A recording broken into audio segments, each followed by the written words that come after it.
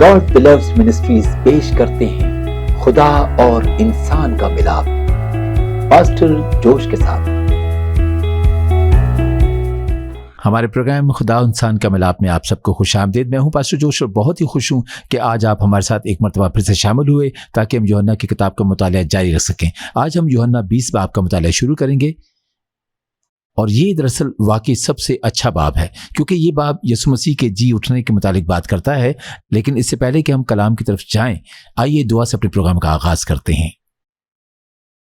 ہمارے آسمانی باپ خداوند، ہم اس دن کے لیے تیرا شکر کرتے ہیں۔ ہم تیرا شکر کرتے ہیں کہ تو نے ہمیں ایک مرتبہ پھر یہ موقع دیا کہ ہم تیرے کلام کی سچائیوں کو جان سکیں۔ پاک روح، ہم دعا کرتے ہیں کہ جب ہم تیرے کلام کو پڑھتے ہیں تو ہمارے درمیان کام کر۔ ہم چاہتے ہیں کہ تو آ اور ہمیں تعلیم دے اور ہماری رہنمائی کر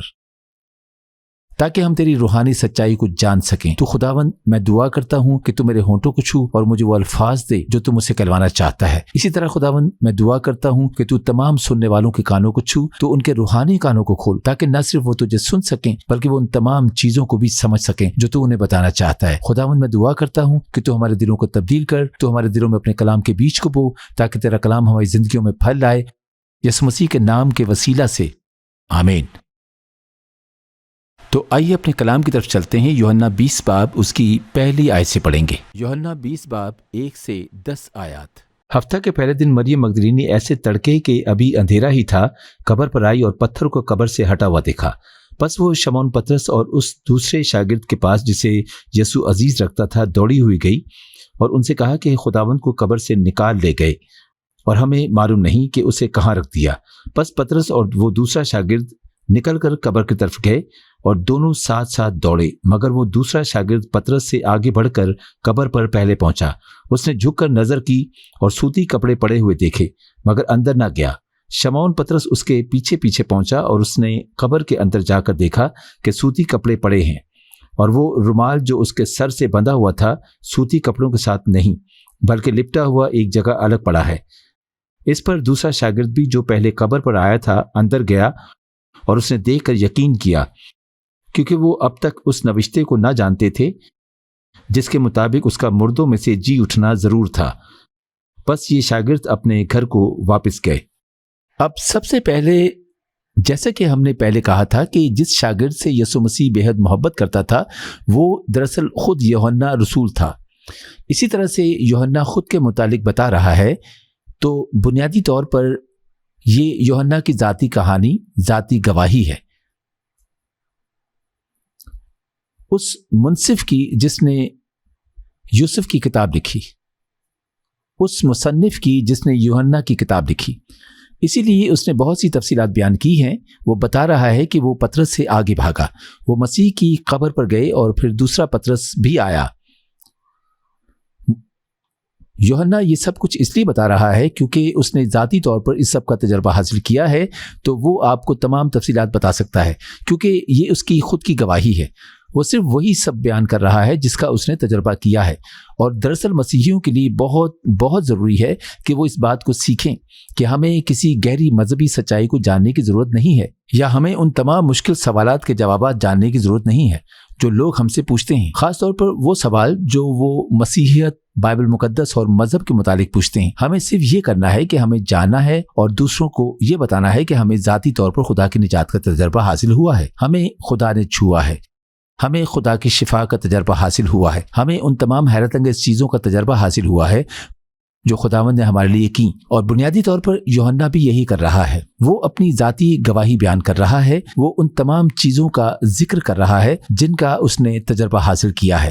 جب وہ 8ویں آیت میں کہتا ہے کہ دوسرا شاگرد بھی جو پہلے قبر پر آیا تھا اندر گیا اور اس نے دیکھ کر یقین کیا، تو اس کا یہ مطلب نہیں ہے کہ اس نے یہ یقین کر لیا کہ یسوع مسیح مردوں میں سے جی اٹھا ہے، بلکہ اس نے یہ یقین کیا کہ مسیح کا جسم وہاں موجود نہیں تھا، کیونکہ ہم دراصل 9ویں آیت میں یہ دیکھیں گے کہ یوحنا رسول خود کہتا ہے کہ وہ اب تک اس نوشتے کو نہ جانتے تھے جس کے مطابق یسوع مسیح کا مردوں میں سے جی اٹھنا ضروری تھا۔ تو جب پولس رسول کہتا ہے کہ اس نے یقین کیا، تو اس نے اس بات پر یقین کیا کہ جسم وہاں پر موجود نہیں تھا، اس نے اس بات پر یقین کیا جو مریم مگدلینی نے اسے بتایا کہ مسیح کا جسم وہاں پر موجود نہیں تھا۔ یہ ہمیں یہ دکھاتا ہے، خاص طور پر 9ویں آیت میں جہاں کہا گیا ہے کہ وہ اب تک اس نوشتے کو نہ جانتے تھے جس کے مطابق مسیح کا مردوں میں سے جی اٹھنا ضروری تھا۔ یہ ہمیں یہ دکھاتا ہے کہ مسیحیوں کے پاس پاک روح ہونا کتنا ضروری ہے تاکہ پاک روح آ کر ہمیں تعلیم دے سکے اور خود ہماری رہنمائی کر سکے۔ یہ ہمیں دکھاتا ہے کہ ہمیں خداوند کی ضرورت ہے تاکہ وہ پاک روح کے ذریعے آئے اور ہمیں روحانی سچائی دکھائے۔ اس وقت شاگردوں کے پاس صحیفے ہوا کرتے تھے، ان کے پاس پرانا عہد نامہ تھا، وہ جو چاہے پڑھ سکتے تھے، لیکن وہ اس بات کو نہیں سمجھ سکتے تھے کہ یسوع مسیح کا مردوں میں سے جی اٹھنا ضروری ہے۔ اسی طرح ان کے پاس 3 بلکہ 3.5 سال کے لیے ایک بہترین استاد تھا۔ یسوع مسیح خدا کا بیٹا خود انہیں تعلیم دیتا تھا، وہ انہیں تعلیم دیتا تھا اور پھر وہ بھی اسے سمجھ نہ سکے۔ تو کیا آپ دیکھ سکتے ہیں کہ مسیحیوں کے لیے یہ کس قدر ضروری ہے کہ وہ پاک روح پر انحصار کریں؟ یہ مسیحیوں کے لیے کتنا ضروری ہے کہ وہ پاک روح کے ساتھ رفاقت قائم کریں تاکہ ہم سے بات کرتا ہوا سن سکیں اور ہم اسے ہمیں روحانی سچائی کی تعلیم دیتے ہوئے سن سکیں۔ یہ ہمیں یہی دکھا رہا ہے کہ ہمارے پاس بائبل مقدس ہو سکتی ہے، ہمارے پاس بہترین استاد ہو سکتے ہیں، لیکن اگر خداوند خود ہمیں تعلیم نہ دے، جب تک خداوند خود ہمیں نہ دکھائے، ہم بے خبر ہی رہیں گے، ہم الجھن میں ہی رہیں گے۔ جیسے وہ شاگرد تھے جنہوں نے دیکھا کہ یسوع مسیح کا بدن قبر میں موجود نہیں ہے، لیکن تو بھی انہیں یہ معلوم نہ تھا کہ کیا ہو رہا ہے۔ اب قبر کے سامنے دراصل ایک بہت بڑا پتھر تھا جس نے اندر داخل ہونے کا راستہ بند کر رکھا تھا،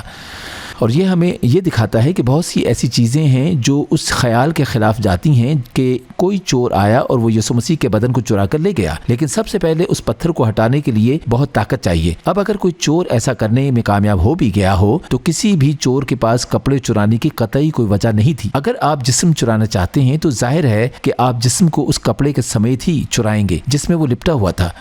یہ نہیں کہ آپ کپڑے اتار دیں، آپ چہرے پر لپٹا ہوا کپڑا اتار دیں،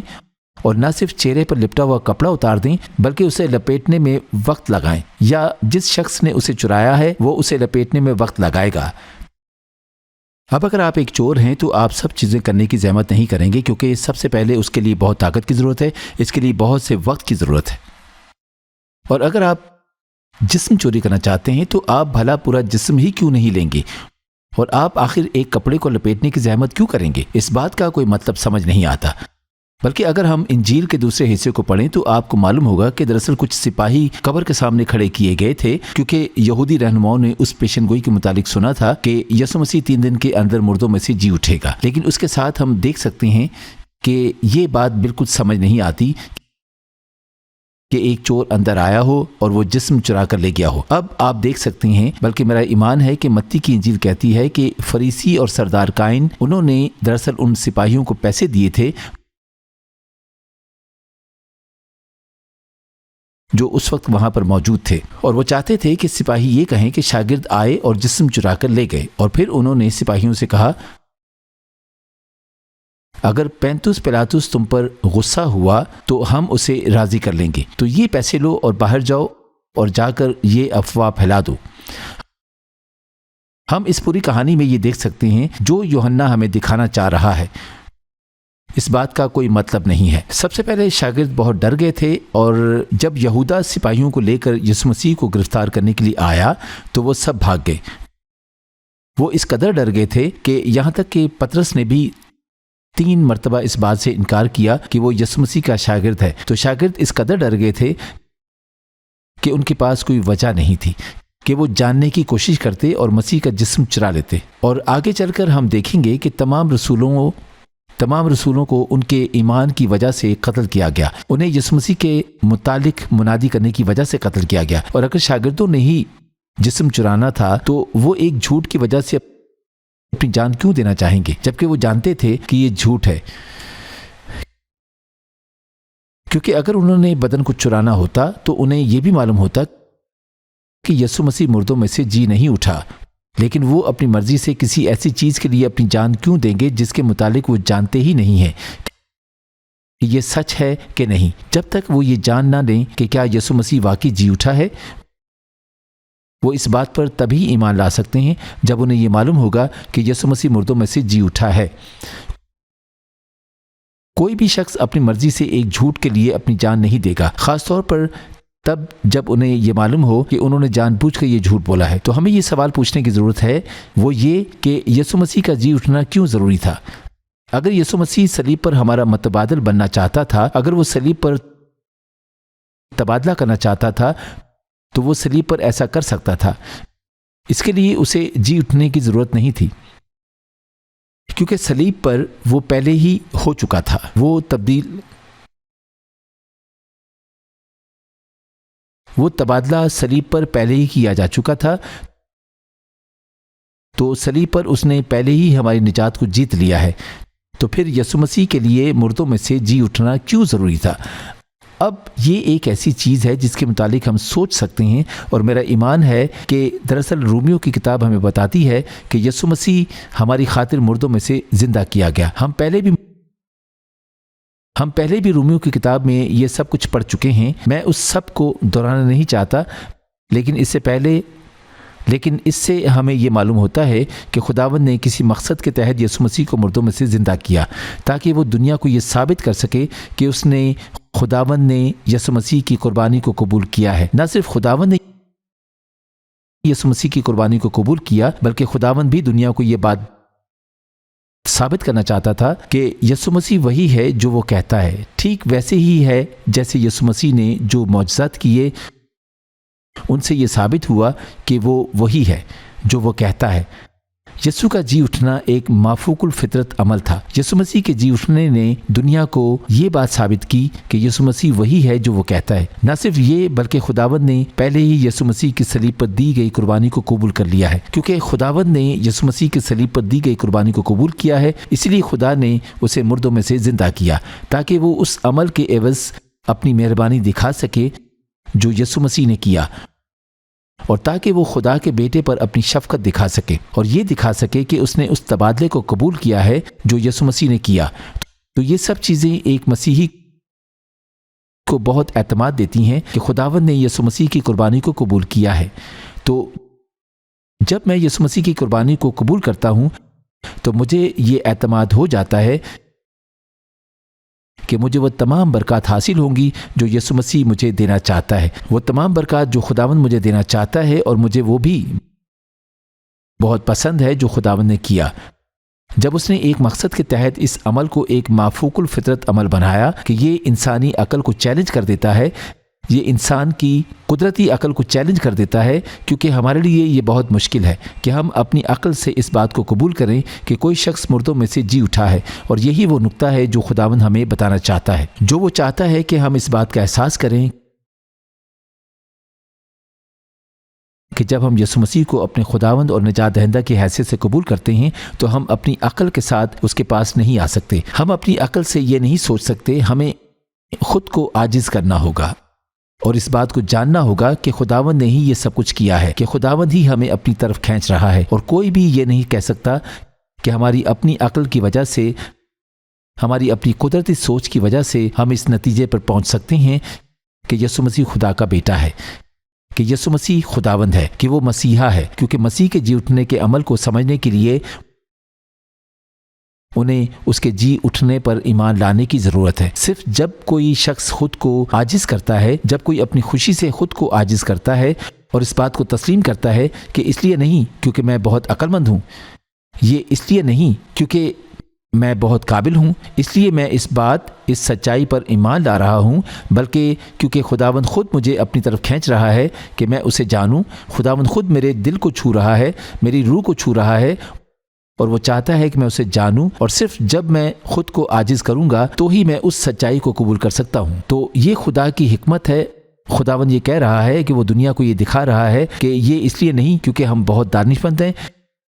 یہ اس لیے نہیں کیونکہ ہم بہت قابل ہیں، بلکہ یہ اس لیے کیونکہ ہم نے خود کو عاجز کیا ہے، اور جب ہم خود کو عاجز کرتے ہیں تو نہ صرف ہم خداوند کی بادشاہی میں داخل ہونے کے قابل ہو جاتے ہیں، بلکہ ہم اس قربانی کو بھی قبول کر پاتے ہیں جو یسوع مسیح نے صلیب پر ہماری خاطر دی۔ اسی لیے مسیح کا جی اٹھنا خداوند کی حکمت ہے۔ یہ اس قدر مضبوط اور حیرت انگیز عمل ہے کیونکہ یہ سب کو برابر کر دیتا ہے۔ اس بات سے کوئی فرق نہیں پڑتا کہ آپ کس اسکول میں کس کلاس تک پڑھے ہیں، اس سے کوئی فرق نہیں پڑتا کہ آپ किस कदर अक्लमंद हैं। सबको आजिज़ी के इस दर्जे पर आने की ज़रूरत है और ये कहने की ज़रूरत है कि ये मेरी अपनी अकल की वजह से नहीं हुआ, बल्कि ये इसलिए हुआ क्योंकि मैं खुदा पर ईमान रखता हूँ, माफूकुल फितरत खुदा पर, और मैं इस बात पर ईमान रखता हूँ कि खुदावंद ने यीशु मसीह को मुर्दों में से ज़िंदा किया, और ये कि उसने इस कुर्बानी को कबूल किया, उसने उस तबादले को कबूल किया, उसने यीशु मसीह की सलीब पर दी गई कुर्बानी को कबूल किया है। तो ये सब कहने के बाद बराए मेहरबानी मुझे ये मौका दें कि मैं उन तमाम लोगों को दावत दे सकूं जिन्होंने कभी यीशु मसीह को अपने खुदावंद और निजात दहिंदा की हैसियत से कबूल नहीं किया। और जैसे कि आप मुझे सुन रहे हैं तो मेरा ईमान है कि आपके दिल में हलचल हो रही है। एक मरतबा फिर जैसे कि मैंने कहा कि किसी के लिए भी इस नतीजे पर पहुँचना या इस बात को कबूल करना कि यीशु मसीह उनका खुदावंद और निजात दहिंदा है, या अपनी ख़ुद की सोच के मुताबिक ये सोचना, अपनी अकल के मुताबिक ये सोचना, जिस्मानी तौर पर ये सोचना, या जो हम देख सकते हैं, जिसे हम छू सकते हैं, जिसे हम महसूस कर सकते हैं, हमारे लिए ख़ुद से सब करना नामुमकिन है। सिर्फ़ इस सूरत में जब हम ख़ुद को आजिज़ करते हैं और कहते हैं कि हाँ, एक माफूकुल फितरत खुदाबंद है जिसने ये सब कुछ किया, जिसने उस कुर्बानी को कबूल किया जो यीशु मसीह ने हम सब की खातिर दी, जो सलीब पर हमारी खातिर हुआ, हमारे गुनाहों की खातिर हुआ, और बदले में उसने हमें वो तमाम बरकत दे दी जिनका हकदार वो खुद था। उसकी बदौलत ही हम उसकी रास्तबाजी बने और हम वापस खुदा के ख़ानदान का हिस्सा बन सकते हैं। तो मैं तमाम लोगों को दावत देना चाहूँगा, और मेरा ईमान है कि जैसे आप मुझे सुन रहे हैं, आपके दिल में हलचल हो रही है, और ये पाक रूह है और ये खुद खुदावंद है जो आपको खींच रहा है कि उसकी तरफ आएं, और जो आपको बता रहा है कि अपनी सोच को तर्क कर दें और अपनी रूह को अपनी क़यादत करने दें, अपने दिल को अपनी क़यादत करने दें। और सिर्फ जब आप यीशु मसीह को अपने खुदावंद और निजात दहिंदा के तौर पर कबूल करेंगे तो ही इस बात की तस्दीक होगी। आसमान की बादशाहत दरअसल दुनियावी बादशाहत से बहुत मुख्तलिफ है। दुनिया की बादशाहत कहती है, ओ मुझे उसे देखना है, मुझे इसके मुतालिक सोचना है, फिर ही मैं उसे कबूल करूँगा। आसमान की बादशाहत दरअसल उसका उलट है, जहाँ खुदावंद कहता है कि पहले तुम ईमान लाओ, फिर ही तस्दीक करने वाला इल्म, तस्दीक करने वाली अलामात, तस्दीक करने वाली सच्चाई, तस्दीक करने वाली हकीकत तुम्हें दिखाई देगी। तो अगर पाक रूह आपके दिल को छू रहा है और आपको अपनी तरफ खींच रहा है, और आप यीशु मसीह को अपने खुदावंद और निजात दहिंदा के तौर पर कबूल करना चाहते हैं, तो मैं आपसे कहूँगा कि मेरे साथ मिलकर ये दुआ करें। तो आइए दुआ करें। मेरे आसमानी बाप खुदावंद, मैं तेरे हुजूर इस बात का इकरार करता हूँ कि मैंने तेरे हुजूर गुनाह किया, मैंने तुझसे मुंह मोड़ लिया और मैंने अपनी ज़िंदगी अपनी मर्ज़ी से गुजारना चाही, लेकिन जब मैंने ऐसा किया तो मुझे ये एहसास हुआ कि ये ठीक नहीं है। तो इस वक्त मैं तुझसे इस बात का इकरार करता हूँ और दुनिया से भी इस बात का इकरार करता हूँ कि मैंने तुझसे मुंह मोड़ लिया, कि मैं उस कुर्बानी को कबूल करता हूँ जो यीशु मसीह ने मेरी खातिर सलीब पर दी, कि वो मेरे गुनाहों की खातिर और खुदावंद मेरी तेरे खिलाफ बगावत की खातिर सलीब पर मुआ, और बदले में उसने मुझे वो तमाम बरकत दे दी जिनका हकदार वो खुद था। वो एक कामिल आदमी था, खुदा का बेटा, जिसकी रास्तबाजी हमारी रास्तबाजी बन गई, और उसकी वजह से ही मैं वापस खुदा के ख़ानदान का हिस्सा बन सकता हूँ और उन तमाम बरकत से लुत्फ़अंदोज़ हो सकता हूँ जो खुदावंद अपने फ़र्जंदों को देना चाहता है। खुदावंद तेरा शुक्र हो। आज से मैं न सिर्फ यीशु मसीह को अपने निजात दहिंदा की हैसियत से कबूल करता हूँ, बल्कि मैं उसे अपने खुदावंद की हैसियत से भी तस्लीम करता हूँ। जैसे वो मुझे ज़िंदगी गुजारने को कहेगा, मैं पाक रूह की बख्शी की ताकत के वसीला से ऐसा ही करूँगा। खुदावंद तेरा शुक्र हो। मैं यीशु मसीह के अजीम नाम से ये दुआ मांगता हूँ, आमीन। अब हम वापस अपने कलाम की तरफ चलते हैं। यूहन्ना 20 बाब 11 आयत से पढ़ेंगे। यूहन्ना 20 बाब 11 से 18 आयत। लेकिन मरियम बाहर कब्र के पास खड़ी रोती रही, और जब रोते रोते कब्र की तरफ झुककर अंदर नजर की तो दो फरिश्तों को सफेद पोशाक पहने हुए, एक को सरहाने और दूसरे को पैंताने बैठे देखा, जहां यस्सु की लाश पड़ी थी। उन्होंने उससे कहा, ए औरत, तू क्यों रोती है? उसने उनसे कहा, इसलिए कि मेरे खुदावंद को उठा ले गए हैं और मालूम नहीं कि उसे कहाँ रखा है। ये कहकर वो पीछे फिरी और यस्सु को खड़े देखा और ना पहचाना कि ये यस्सु है। यस्सु ने उससे कहा, ए औरत, तू क्यों रोती है? किसको ढूंढती है? उसने बागबान समझकर उससे कहा, मियाँ, अगर तूने उसको यहाँ से उठाया हो तो मुझे बता दे कि उसे कहाँ रखा है, ताकि मैं उसे ले जाऊं। यस्सु ने उससे कहा, मरियम। उसने मुड़कर उससे इब्रानी जबान से कहा, रबूनी, यानी ए उस्ताद। यस्सु ने उससे कहा, मुझे ना छू, کیونکہ میں اب تک باپ کے پاس اوپر نہیں گیا، لیکن میرے بھائیوں کے پاس جا کر ان سے کہہ کہ میں اپنے باپ اور تمہارے باپ اور اپنے خدا اور تمہارے خدا کے پاس اوپر جاتا ہوں۔ مریم مگدلینی نے آ کر شاگردوں کو خبر دی کہ میں نے خداوند کو دیکھا اور اس نے مجھ سے یہ باتیں کہیں۔ اب بس ہم یہیں تک پڑھتے ہیں اور اس حصے کے متعلق بات کرتے ہیں۔ مجھے یہ حصہ بہت پسند ہے کیونکہ یہ حصہ ہمیں یسوع مسیح کا دل دکھاتا ہے۔ آپ دیکھ سکتے ہیں کہ پطرس اور یوحنا چلے گئے ہیں، وہ اپنے گھر چلے گئے ہیں، وہ اب بھی سوچ رہے ہیں کہ کیا ہو رہا ہے، لیکن مریم یسوع مسیح سے اس قدر محبت کرتی تھی کہ وہ دراصل قبر پر رہی اور اس نے رونا شروع کر دیا، کیونکہ وہ نہیں جانتی تھی کہ یسوع مسیح کا بدن کہاں ہے، اور مریم کے آنسوؤں نے یسوع مسیح کے دل کو اس قدر چھوا کہ اس سے پہلے کہ وہ خدا کے پاس واپس جاتا وہ رک گیا اور مریم سے بات کی۔ اب میرا ایمان ہے کہ یسوع مسیح جنت میں واپس جانے کی بات کر رہا ہے۔ وہ آئندہ آسمان پر جانے کی بات نہیں کر رہا جو کہ اگلے باب میں ہوگا، بلکہ وہ اس وقت کی بات کر رہا ہے جب وہ خدا کے بلے کے طور پر واپس آسمان پر جائے گا اور اپنا خون قربان گاہ پر پیش کرے گا، آسمانی قربان گاہ پر پیش کرے گا۔ کیا آپ جانتے ہیں کہ بائبل مقدس دراصل ہمیں یہ تعلیم دیتی ہے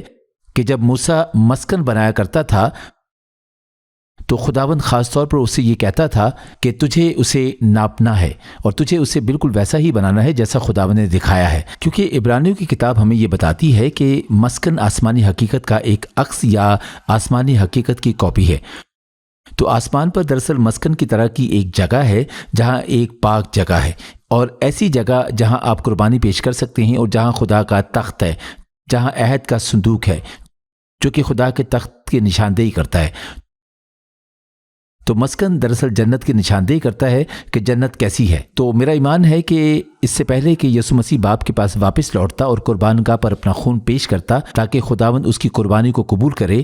یسوع مسیح جان بوجھ کر رک گیا اور وہ مریم سے بات کرنے کے لیے آیا۔ اسی لیے اس نے اس سے کہا، مجھے نہ چھو کیونکہ میں اب تک باپ کے پاس اوپر نہیں گیا۔ اور آگے چل کر دراصل ہم یہ پڑھیں گے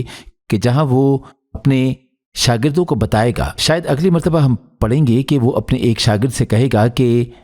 آ اور میرے ہاتھوں کو اور مجھے چھو۔ تو ہم دیکھ سکتے ہیں کہ اس وقت یسوع مسیح پہلے ہی باپ کے پاس جا چکا تھا اور اس نے اپنا لہو پیش کر دیا تھا اور اس کی قربانی قبول کر لی گئی تھی، اور پھر وہ واپس آ گیا تھا۔ اسی لیے وہ لوگوں کو یہ بتا رہا تھا کہ اب تم مجھے چھو سکتے ہو، اب تم مجھ سے مل سکتے ہو۔ تو آپ دیکھ سکتے ہیں کہ یسوع مسیح مریم سے کس قدر محبت کرتا ہے کہ اپنے آپ کو پیش کرنے سے پہلے، خدا کو اپنا لہو پیش کرنے سے پہلے وہ جان بوجھ کر رک گیا تھا، اور اس نے مریم کے پاس آنے کے لیے ایک اور چکر لگایا تاکہ وہ آ کر مریم کو مطمئن کر سکے، کیونکہ وہ جانتا تھا کہ وہ وہاں رو رہی ہے۔ اس نے شاید اسے وہاں روتے ہوئے سنا تھا۔ 2 فرشتے شاید وہاں تھے جو مریم کو تسلی دینا چاہتے تھے اور مریم کو سچائی بتانا چاہتے تھے، لیکن یسوع مسیح خود آ گیا۔ اسی لیے ہم نے فرشتوں کے متعلق مزید کچھ بھی نہیں سنا، کیونکہ میرا ایمان ہے کہ انہیں پہلے وہاں پر اسی لیے بھیجا گیا تھا کہ وہ مریم کو تسلی دیں اور اسے سچائی بتائیں۔ لیکن ایک مرتبہ جب یسوع مسیح وہاں آ گیا